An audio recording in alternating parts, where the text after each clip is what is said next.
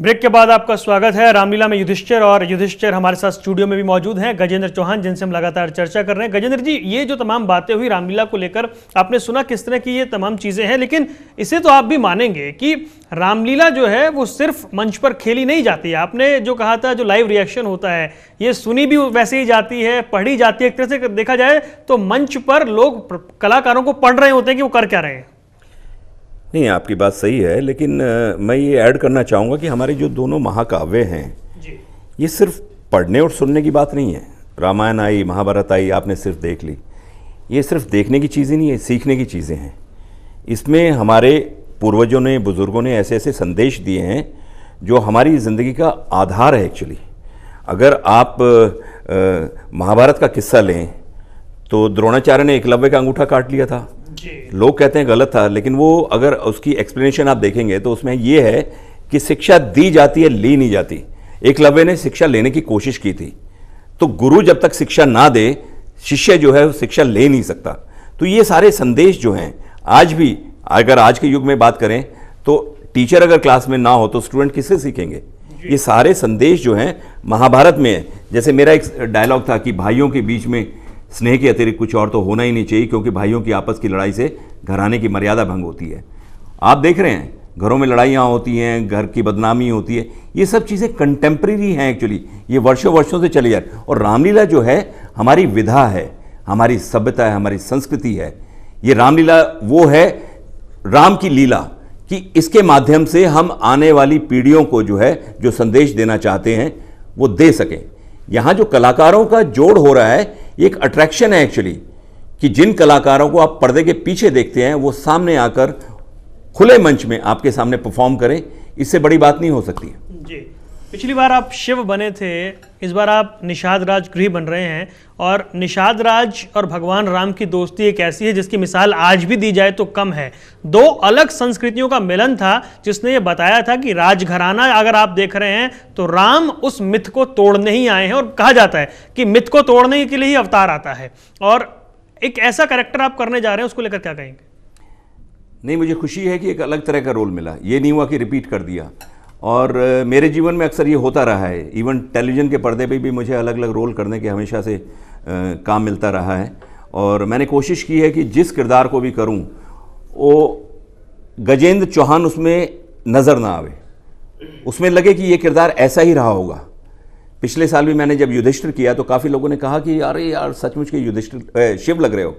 तो इस बार भी मेरी कोशिश ये रहेगी कि निषाद राज, जिसका एक इमेजिनेशन है लोगों में या पर्दे पर देखा है, छोटे पर्दे पर लोगों ने देखा है, मैं उसे ऐसा पोर्ट्रे करूं कि आने वाले समय में लोग उसको याद करें। और जैसे आपने कहा कि दो संस्कृतियों का मिलन है, तो वाकई में ये एक प्रेरणा है हम सब के लिए कि संस्कृति कोई भी हो, संस्कृति छोटी नहीं होती, नीची नहीं होती। सब संस्कृतियाँ, सब आइडियोलॉजीज़ जो हैं अपने आप में महान हैं, और उनके जो जन्मदाता हुए हैं, जिन्होंने भी वो संस्कृतियां शुरू की हैं, वो भी अपने आप में महान थे। जी गजेंद्र जी, पिछले वर्ष की बात करें तो कमोबेश हर तरफ आप ही की चर्चा थी। वो जो स्थिति है, उस पर वो जो वक्त जो निकला है, उस पर आप क्या कुछ कहना चाहेंगे, और अभी क्या स्थिति है। देखिए, जैसा कि लोग कहते हैं युधिष्ठिर युद्ध में भी स्थिर। मेरे जीवन का कोई भी युद्ध हो, चाहे वो पर्दे पर हो या पर्दे के बाहर हो, मैं स्थिर रहता हूँ। आपने जिक्र, आपका इशारा जो है वो एफटीआई की तरफ है जी। मुझे एक जिम्मेदारी दी उस सरकार ने जिसको जनादेश मिला जी। और जिम्मेदारी कोई ओवरनाइट फैसला नहीं था, बहुत सारे लोगों के नाम थे, उन सबको छाना गया। और उसके बाद में छानबीन करके उस सरकार ने, जो पूरे देश को चला रही है, ये फैसला किया कि गजेंद्र चौहान को यहाँ का चेयरमैन बनाया जाए। कई कारण रहे, लोगों में आक्रोश था, प्रोटेस्ट हुए, और प्रोटेस्ट करना कोई गलत नहीं होता जी। प्रोटेस्ट अगर सही बात के लिए किया जाए तो उसका मायने होता है। लेकिन मुझे इस प्रोटेस्ट में कोई मायने नज़र नहीं आ रहा था, क्योंकि जिस विषय को लेकर ये प्रोटेस्ट हुए उसमें हमेशा ये रहा कि गजेंद्र चौहान इस लायक नहीं है। लेकिन किसी ने भी आकर ये नहीं बताया कि क्यों लायक नहीं है। मैं वो व्यक्ति हूँ जो cine and TV artist association Mumbai से 24 साल जुड़ा रहा हूँ। मेरे पास एडमिनिस्ट्रेटिव स्किल्स हैं। मैं सिनेमा से 34 साल से जुड़ा हुआ हूँ। मैंने छोटा सिनेमा किया, मैंने बड़ा सिनेमा किया, मैंने छोटा टेलीविज़न किया, मैंने बड़ा। मैं ज़मीन से जुड़ा हूँ, और मैंने वो आसमान को भी छुआ है, उन बुलंदियों को छुआ है कला की, जो बहुत कम लोगों को अवसर मिलता है। तो अनावश्यक राजनीति हुई। मैं किसी को दोष नहीं देना चाहता, मैं सिर्फ ये कहना चाहता हूँ कि स्टूडेंट्स जो होते हैं बेसिकली सॉफ्ट टारगेट होते हैं, और देश में सरकार बदली, माहौल बदला, तो विपक्ष को कुछ तकलीफ़ें हो थी, उन तकलीफ़ों को उन्होंने स्टूडेंट्स के माध्यम से निकालने की कोशिश की, ये कह सकता हूँ, और उनमें उनको सफलता नहीं मिली जी। मैंने राहुल गांधी जी को देखा, FTI पहुँच गए और बड़े बड़े वादे करके आए, लेकिन आज उन वायदों का क्या हुआ कहीं उनको पता ही नहीं है। उन्होंने उसके बाद पूछा भी नहीं कि FTI में क्या हो रहा है। लेकिन मैं आपको यकीन दिलाता हूँ, हम मोदी साहब के सिपाही हैं, कार्यकर्ता है भारतीय जनता पार्टी के, हमको जो जिम्मेदारी दी जाती है पूरी जिम्मेदारी से उसको निभाते हैं। और मैंने 2 गवर्निंग काउंसिल्स को हेड किया है अभी FTI में, और दोनों में जो फैसले आए हैं आपको ये बता देना चाहता हूँ आपके चैनल के माध्यम से कि 100% वहाँ अटेंडेंस थी और 100% जितने भी फैसले थे सर्वसम्मति से पास हुए। ये सवाल मैंने इसलिए पूछा गजेंद्र जी क्योंकि आपने कहा था, मुझे याद है, कि मेरे काम को देखे बिना मुझे जज मत कीजिए। किसी भी व्यक्ति के लिए, मैं सिर्फ अपने लिए नहीं कह रहा हूँ, किसी भी व्यक्ति को अगर कोई भी काम दिया जाता है तो उसके काम को अगर जज नहीं किया और आप प्रोटेस्ट कर रहे हैं हटा दो, तो मुझे लगता है ये ठीक नहीं होता है। विचलित थे उस वक्त जिस तरह की स्थिति बन गई थी, मोराल बिल्कुल डाउन हुआ था? बिल्कुल नहीं, क्योंकि जब नियुक्त किया गया और ज्वाइनिंग के बीच में काफ़ी गैप था। आप 7 महीने का गैप था मुझे याद है, लेकिन पूरे मीडिया ने मुझसे यही सवाल पूछा कि विचलित तो नहीं हो। बिल्कुल नहीं, कभी नहीं हुआ। चलिए, मैं एक एम लेकर चला हूँ ज़िंदगी में, जब तक मेरा टेन्योर है मैं वहाँ के स्टूडेंट्स के लिए, वहाँ के स्टाफ के लिए, वहाँ के एडमिनिस्ट्रेशंस के लिए जितना बेहतर से बेहतर काम होगा वो करूंगा। नहीं, वो सर इसलिए क्योंकि आप स्टूडेंट्स के बेहतरी के लिए वहाँ जा रहे हैं, लेकिन स्टूडेंट्स के बीच एक ऐसा माहौल बना दिया गया तो वो भरोसा शुरू से ही कायम नहीं हो पाया। क्या धीरे धीरे वो स्थिति सामान्य हो रही है? एकदम सामान्य है इस वक्त, और कहते हैं कि समय सारे घाव भर देता है, तो समय के साथ साथ काफ़ी चीज़ें ठीक हो गई हैं, बहुत अच्छे फैसले लिए गए हैं जिनको हमने इम्प्लीमेंट करना शुरू कर दिया है अगस्त 2016 के नए बैच। आपके घाव भी भर गए हैं?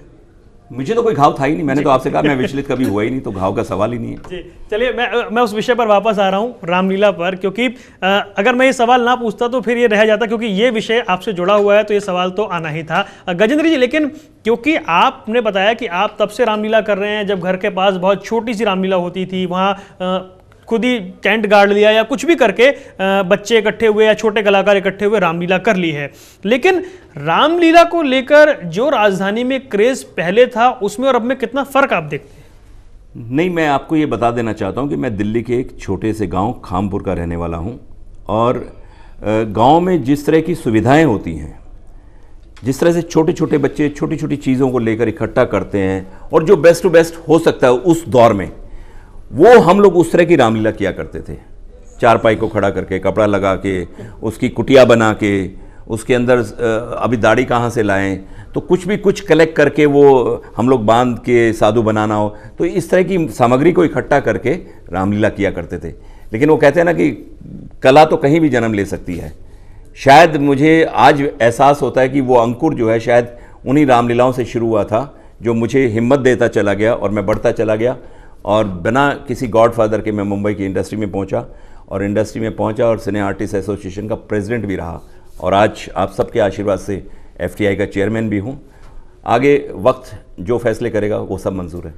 गजेंद्र जी, कुछ महाभारत की बात करें, ये सुनने में आता है कि जो कृष्ण का किरदार था उसके लिए आप गए थे, आपका उसके लिए चयन हुआ था, फिर ये वहाँ से युधिष्ठिर, इसके लेकर क्या कहानी है? नहीं, ये ऐसे हुआ था कि 1984 में जब पहली ऐड आई थी कि महाभारत के लिए चोपड़ा साहब कलाकारों का चयन कर रहे हैं जी, तो हम लोग स्ट्रगलर्स से सब कोशिश कर रहे थे फिल्मी दुनिया में अपने पैर जमाने की, तो सबके ऑडिशंस होते थे। ऑडिशंस का दौर आजकल तो बहुत ज़ोरों पे है फिल्म इंडस्ट्री में, लेकिन उस वक्त एक शुरुआत थी। अब चोपड़ा साहब को ये लगा कि जब तक हम इन लोगों को स्क्रीन पे ना देखें, उस कॉस्ट्यूम में ना देखें, तो कैसे पता चलेगा कि कौन सा किरदार किस रोल में फिट होगा। मुझे याद है जब पूरा लिस्ट आई थी, पहली लिस्ट आई थी, तो उसमें सबसे टॉप पे मेरा नाम लिखा हुआ था कि गजेंद्र चौहान जो है वो कृष्ण की भूमिका निभाएंगे। लेकिन किसी कारणवश महाभारत जो है थोड़ी लेट हो गई टेलीकास्ट होने में, बनने में। उसके पहले रामायण आ गई 86 में, जबकि महाभारत का जो चयन शुरू हुआ था वो 84 में हुआ था, और उसके बाद में उसको थोड़ा पेंडिंग रखा गया, डिले हो गया। डिले होने के दौरान एक कलाकार को अपना जीवन तो चलाना ही होता है। तो मैंने कुछ रीजनल फिल्में की उस वक्त, खासकर मैंने साउथ इंडिया की कुछ फिल्में की, जिसमें कुछ मलयालम फिल्में थी, कुछ तेलुगु थी, कन्नड़ा थी। तो वो फिल्मों के लिए मुझे वहाँ रहना पड़ता था साउथ में। तो वहाँ का जो खाना था, मेरे बीइंग ए नॉर्थ इंडियन, थोड़ा अलग था। तो मेरा वज़न बढ़ गया। और जब मैं मुंबई वापस लौटा 87 के एंड में, तो महाभारत का शुरुआत होना लग रहा था। तो रवि चोपड़ा साहब ने मुझसे कहा कि तेरा वज़न बढ़ गया है, अगर तुझे कृष्ण करना है तो वज़न कम करना पड़ेगा। मैंने बहुत कोशिश की, लेकिन तब तक मेरा और नितेश भारद्वाज का बार बार कंपटीशन होता था और हम लोग दोनों एज टू एज रहते थे हर ऑडिशन में। बहरहाल रोल उसको मिला। वैसे नितेश भारद्वाज को पहले विदुर के रोल के लिए सिलेक्ट किया था। तो जब कृष्ण फाइनल हो गया, तो जो किरदार युधिष्ठिर, जो एक्टर युधिष्ठिर कर रहा था, तो रवि साहब मुझे लगता है उससे ज़्यादा खुश नहीं थे। तो उन्होंने मुझे एक दिन कहा कि तू युधिष्ठिर कर ले। मैं कन्विंस नहीं हुआ एक्चुअली। मुझे लगा कि पता नहीं क्यों अचानक मुझे शिफ्ट करके, मैंने कृष्ण के लिए तैयारियां की थी। फिर उन्होंने मुझे बुला के स्क्रीन टेस्ट लिया। वो चोपड़ा साहब को दिखाया, डॉक्टर राय मासूम रजा साहब को दिखाया, पंडित नरेंद्र शर्मा जी को दिखाया। And he was the final authority actually on Mahabharat. Characters जो सेलेक्ट होते थे, और उन्होंने जिस दिन कहा कि ये मेरा युधिष्ठिर होगा, उस दिन मेरा सिलेक्शन हुआ। तो ये है युधिष्ठिर बनने की कहानी जो आपने सुनी। और मैंने इसलिए ये विषय आपसे पूछा क्योंकि ये बड़ा दिलचस्प सा किस्सा था कि उस वक्त क्या तमाम चीज़ें हो रही थी। एक छोटा सा ब्रेक ले रहे हैं, वापस जानेंगे रामलीला को लेकर। अब जो रामलीला होने जा रही है इस वर्ष, जो कलाकारों का जमावड़ा लगने जा रहा है, क्या कुछ खास हो सकता है, कितना उत्साह है?